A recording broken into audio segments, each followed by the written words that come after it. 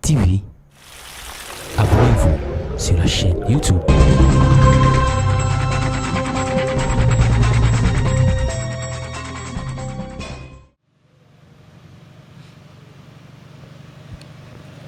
Je passe maintenant à notre point d'aujourd'hui, les manifestations du Saint-Esprit.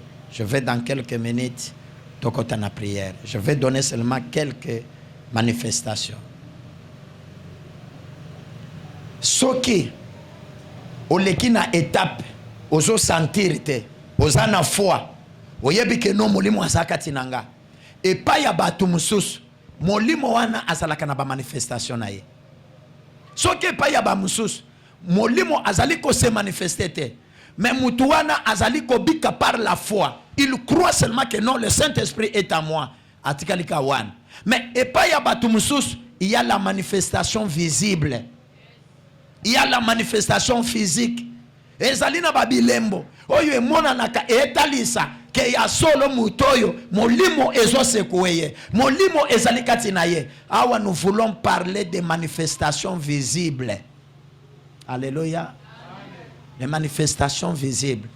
Et ce que je peux encore t'exhorter, c'est de quitter aussi au niveau seulement de la foi et passer aussi au niveau de la manifestation visible. Oui,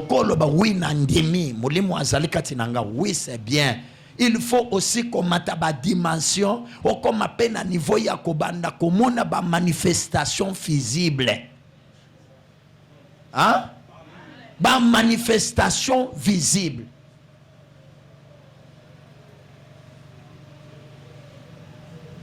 Bande ko tozalaki na bango na ngomba. To sambeli. Mukolo ya suka avant tokita. To salaki Sainte-Seine. Alléluia. To salaki Sainte-Seine. Eloko esepelisa kinga ou bien na sekaki. Na yoki ndeko moko azoloba vraiment na loba en langue. Na sina bosana il y a de cela même 5 ans. Na tika la koloba lisusu en langue te. Vous vous rappelez encore? Aboyi kotanga mutu. Il y a de cela 5 ans, naloba en langue, et c'est bunganga. Mais après cette scène, tozo prier, nazo chama boko boye, mutu azokwe ya azoloba langue. Si maya atmosphère wana, alobi en tout cas, je ne savais pas que c'est moi qui tombais. Ngana kanisi ezande kosongolonde akwei. Zoka ngainde na zokweya. Nazolanda nazo sekananga nazoken. Nde babiloko yo omona kana kati église tozo sambela boy. Okoma na mutu musuza lobi. Me bangwana bakweya ka. Nde bayoka kandenge nini? Nde eloko nini? Parce que ye atikala kokweya te. Parce que ye atikala kokweya te. Nazo kanisa soke salemelaka awa. Encore mutu wana ndenge asekaka pe bato bakweya kao. Bolinga kibo sekaye magasi. Nenga sekakawa.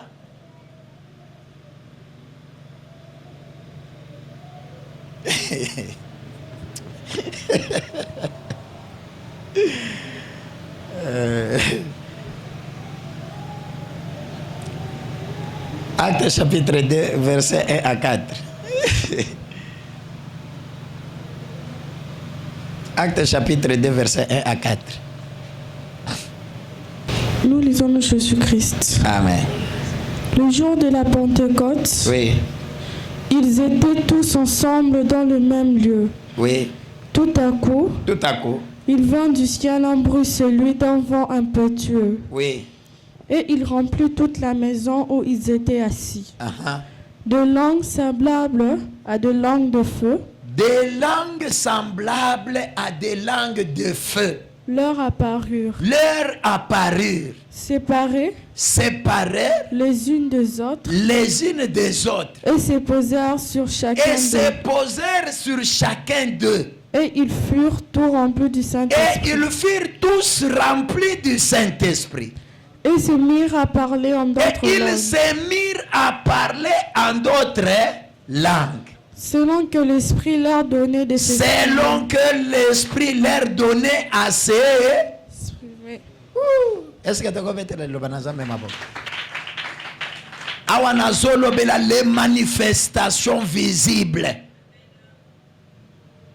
Soki tolongwe na étape ya kati ya nzela ya kondima. Ezalaka pe na nzela oyo ya makambo emona na misu. Na verset oyo nazana biloko mibale. Des langues semblables à des langues de feu. Ndimi za moto. Des flammes de feu. Ezobima, ezokita moko. Après ezopasuka. Ezobima muke muke. Ezokende kofanda likolo ya mutu ya moko na moko. C'est spirituel. Mais on l'interprète physiquement. Après ba signe wana.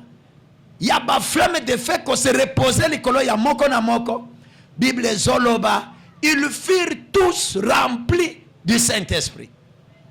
Après avoir été remplis du Saint-Esprit, taleskoyo ba signe, ba démonstration, ba manifestation visible, ils parlèrent en d'autres langues, selon que l'Esprit leur donnait à s'exprimer. Okomona monto, ce qui a commis rempli na Saint-Esprit. Omone azolo bakaka kake utalibo yolobi kake na lingal kake. Alléluia. Oh, kake ezalaka nini? Tonnerre. Sikoyo ba tonnerre eye kolanda nini awo. Yo ozo interpréter na bomoto. Mais la langue spirituelle, le Saint-Esprit donne à cette personne de parler kake. Mais yo ozotikala na komona kake ya batu ya mokili. Mais zoka ezana makambo oyo molimo monsanto azopesa mutu wana azali ko exprimer liboso na nzambe. Yango soki omoni mutu azolo balange koseka yete. Alléluia. Koseka yete. Yo zoseka parce que ozali na entendement humain. Oh, azolo ba krokoch. Eza lokola mutu azoli ya bikedi. Non. Eza langue. Yo zali na thermomètre te po obanda koyeba ke oyo nde langue ya nzambe, oyo eza langue ya nzambe te. Okomona mutu mususu ancien, mutu mususu a komi rempli. Maloba eza rakacha krokoch. Yo tali oseka. Mais ye azali rempli, azolo baba mystère entre ye na nzambe. Alléluia. Soki ba mususu lelo bazolo balange te bazoyo kande son. Okomona bandiko lo balange boya mitala lo na lo babiloko nini. Omoni akangi munoko. Qui est en train d'étouffer le Saint-Esprit. Est-ce que mtumoga solandanga? Tu es en train de l'étouffer. Makambo na solo babatu mususu bazakati na biso awo. Pem ndenge na solo baboye bazoya bake makambo eza ya solo. Oso kota na prière omoni maloba ya lingala ezoki mayo. Omoni maloba mususu ezoya na munoko. Obandiko kanga yango oyo kasoni. Ozo mitikate.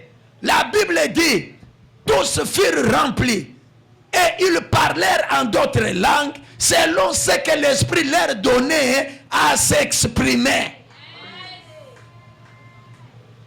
Au cause alors comme il remplit du Saint-Esprit. Olobakaka kachokwe. Yotali kachokwe ezali ekolo ezali tribu ezali etini moko bona na katanga. Yadoba kachokwe. Il parle en langue. Ezali kamuna yote. Yoza molimo monsantu te. Est-ce que mtu moko solandanga? Bien aimé, il faut qu'on y ait comment le Saint-Esprit se manifeste aussi physiquement. Ils parlèrent en d'autres langues selon ce que l'Esprit leur donnait à s'exprimer. De oyo mona kabutu mususu alobi non wana banda koloba mabe il fallait que abanda ko bongisa abanda koloba boy non yo za molimo monsantu te molimo monsantu ndazo cha maloba na ye kati na ye akomandata les mécomptes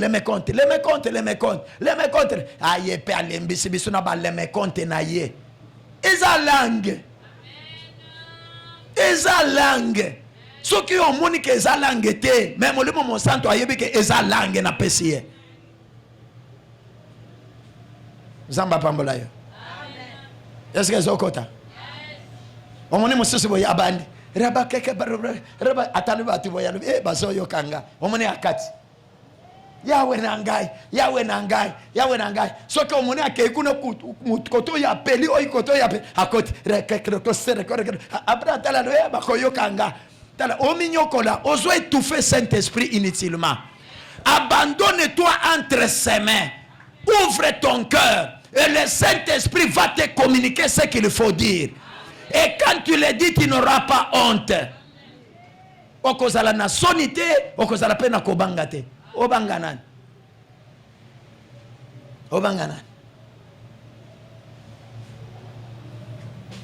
Zamba pambola mutumoko.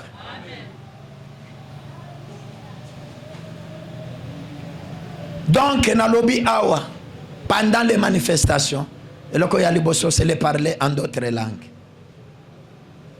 Les parler en d'autres langues. Et le koya mibal, il y a une forte puissance, une force qui remplit la personne. Et la personne peut être agitée ici et là, ou encore jetée par terre. C'est aussi une manifestation physique. Alléluia. Oyo ezola kisake no mutoyo. En tout cas, atondi sami na mulimo mosana. Eka mwisaka binote. Yango bomonaka, batu ebele tango bazokweya. Ce n'est pas seulement les démons. Il y a une force. Il y a une puissance de Dieu. Oyo ezoya kokota na kati ya moto. Omoni mutu azo supporter te. Omoni nguya wana ebwaki ye na se. Eza mulimo ya nani mulimo mabete? Alléluia. Eza mulimo mabete? Milimo mabete ekweyaka. Ezalaka pe misusu ezalaka milimo mabete. C'est une manifestation. Il y a Saint-Esprit. Ça amène toi avancer. Okomona mulimo monsantu. Soki akote kati na mutu e bandi ko agite ye omona mutu akoka ko se retenir te akobanda ko sala des fois même ba mouvement bizarre otali ye boyolo ba oyo eza eloko nini. Mais c'est le Saint-Esprit, c'est une puissance de Dieu qui est en train de l'agiter. Omoni capacité na ye ya bomoto ezolongwa. Là nous allons encore beaucoup approfondir sur l'œuvre du Saint-Esprit. Quand la puissance de Dieu agit dans la personne, il y a toujours une forme de tamissage. Ezana biloko ya mabe ezolongwa, ezana biloko ya malam ezotongama. Est-ce que mdomo zolanga?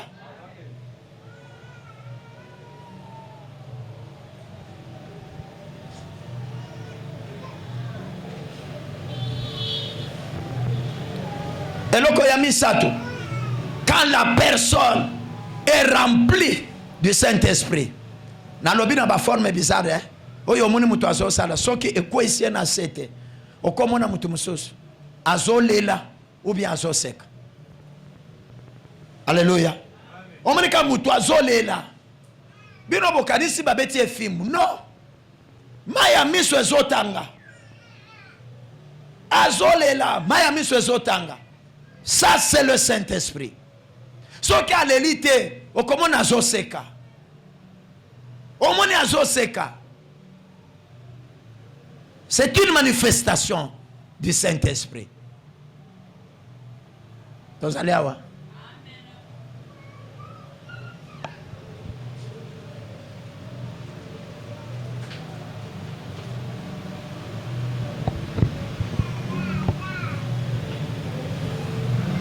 La personne est tellement remplie, il peut manifester par les rires ou par les pleurs. Ce qui a sekate, au comme on a bandé collé la kaka. Azoli la kaka. Ayamis, ezotanga kaka. Baba, omona kaka mayamis, ezotanga. Ne pensez pas que non, asalaki na pasi, ne paswane zobima. Non, c'est la plénitude. Il n'arrive pas à contenir cette puissance de Dieu qui descend en lui.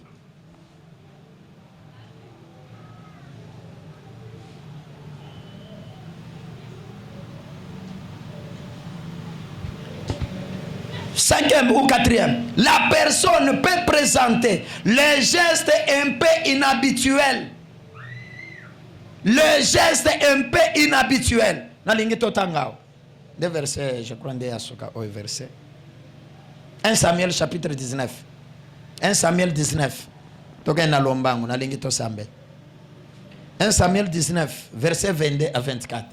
Bolanda bien bon monde.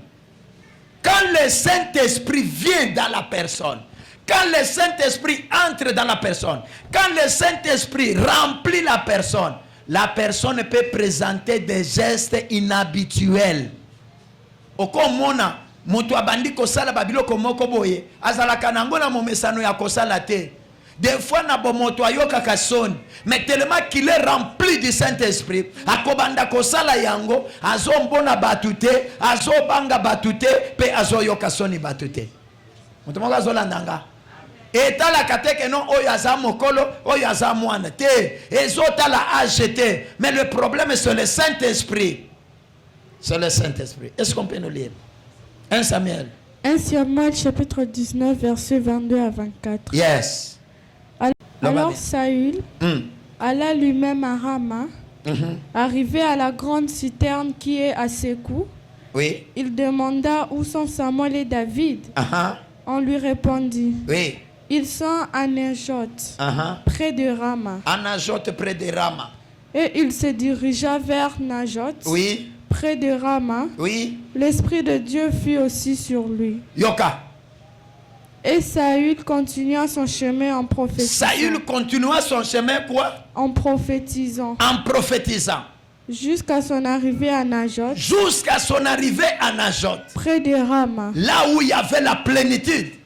Il ôta ses vêtements. Il ôta ses vêtements. Et il prophétisa aussi. Il prophétisa aussi. Devant Samuel. Devant Samuel. Et il se jeta nu par terre. Et il se jeta nu par terre. Tout ce jour-là. Hein? Tout ce jour-là et toute la nuit.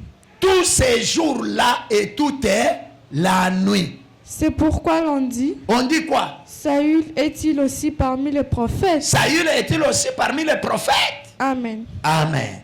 Est-ce que mtomo kwa nanga? Est-ce que toko mettre la table le manasa même?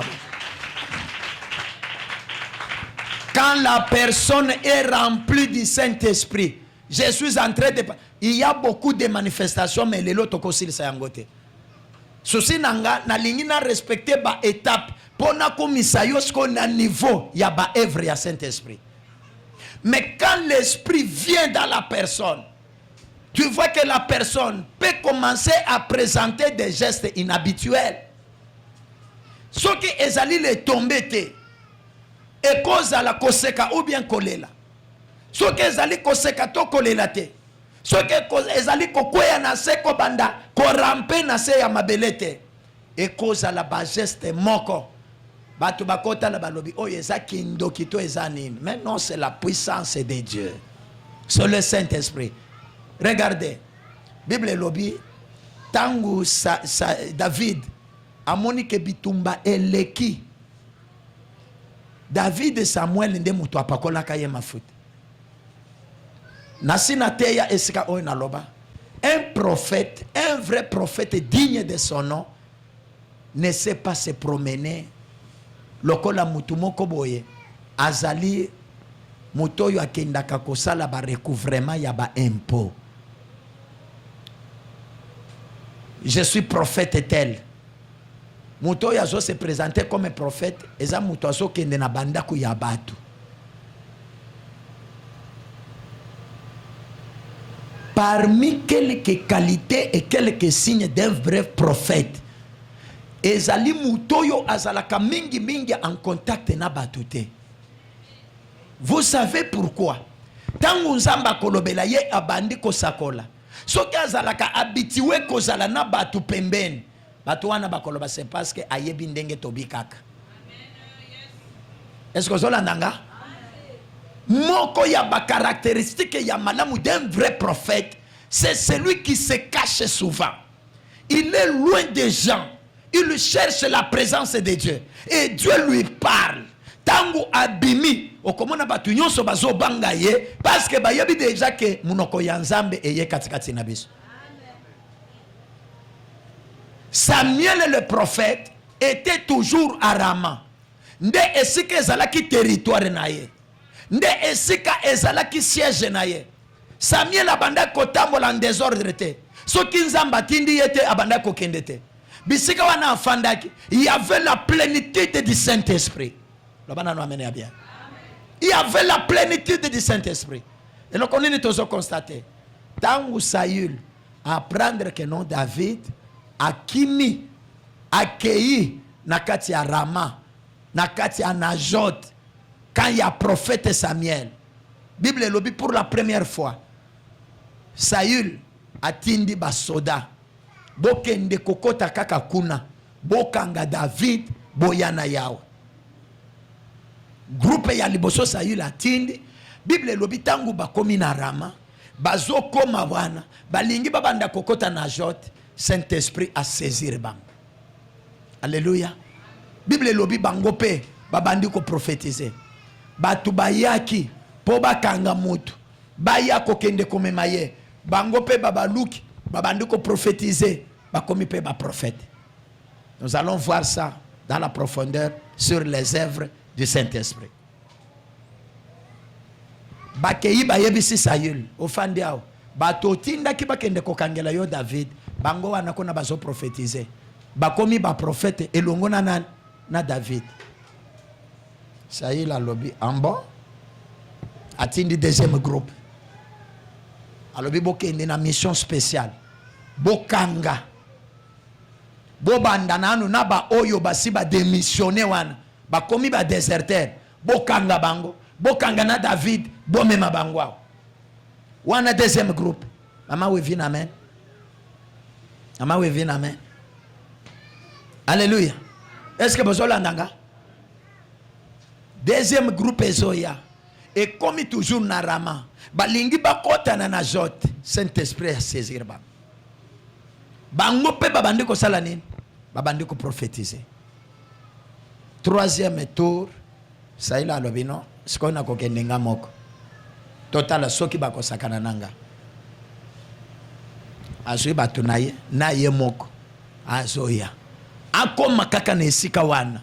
Saint-Esprit a saisir. Saïla bandi ko prophétiser. Wana zananu na bilamba. Azo prophétiser. Azo avancer. Tangu akoti kaka na Najot. Bamoni mutu. Abandi ko longola bilamba. Bien aimé. Il faut tirer attention. Ngai na lingaka mingi kobakisa ni ko longola te. On dit ce qui est écrit dans la Bible. Alléluia. Et ça peut makambo oh non soni Babylone. Non non. Soki za makambo ya soni. Bakokaki kokoma yango na Biblia te. Biblia elobi nini? Saül tangu akoti akomi na Najot. Bisika Samuel azalaki. Bisika David azalaki. Bisika ba groupe nyonso oyo babaluka ki bazawana. Biblia elobi Saül abandi kolongola bilamba. Azo prophétiser. Wana nde zalaki somo. Et puis ko prophétiser na yeko. Soki bino oyo bana ya cité de Dieu bolingaka koseka. Soki bozalaka wana bolingaki boseka panzi nyonso lingaki ebuka na bino. Pona ameka ko représenter scène. Namona Saül nakanda oyo azalaki nango. À cause de la plénitude, Saint-Esprit a saisi rien. Nde abandi ko prophétiser. Ko lekana ba oyo bazalaki déjà avant. Omoni bato oyo bazalaka na tembe. Mokolo molimo monsanto azo simba ye. Bokomona ndenge nzamba ko sala ye. Est-ce que vous l'entendez bien? Ngai na kokwe ya kate. Ngai na kokwe ya kate. Bangonde bakoya ka. Ngai na kokwe ya kate. Wana zomi kumis. Azande musika. Azo étouffer puissance. Ya nzambe katina ye. Mokolo akofongola ka motema na ye. Ezalaka moto akoyisaka batu te. Ezali nguya ya nzambe nde koyisaka moto. Toko la bien-aimé. Il y a les manifestations visibles. Saül abandi ko prophétiser azolongola bilamba. Alongoli soki azalaki na veste, soki manteau, alongoli chemise, alongoli singlet, alongoli pantalon, alongoli soki kilote ya munen, alongoli bien jusqu'à tel point que Saül atikali bolumbu. Bible lobi bien nu. Soki azalaka ta na ba sous-vêtement balinga baloba Saül atikala ki na sous-vêtement.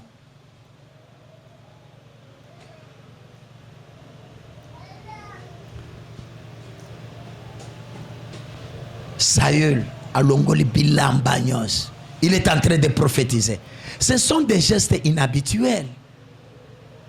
Saül azalaki libomate azotambola ayoka kaka esengo alongola bilamba. C'est ce que souvent vous constatez aussi même dans la kati église na biso. Bokomona mutunguya ya nzambe kotileye omoni azoyoka bilamba lokola eza moto. Ozomona azana posa ya kolongola. Alléluia. Amen. Et ça y était. C'est le Saint-Esprit. Kaka ndenga kolongola biloko ya libanda.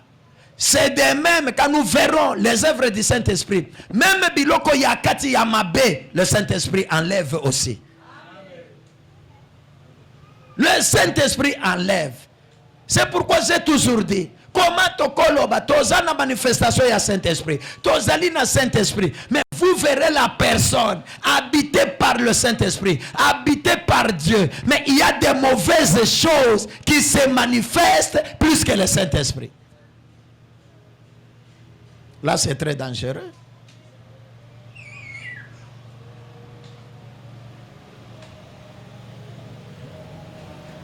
Zamba pambla mutumoko.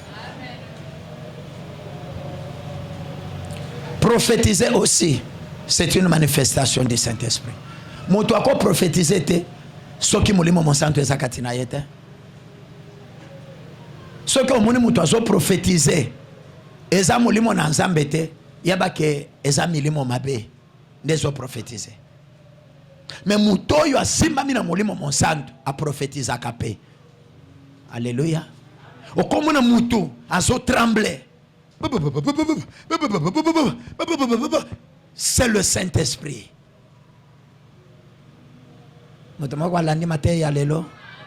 J'ai parlé des manifestations ou la manifestation du Saint-Esprit dans la vie d'une personne.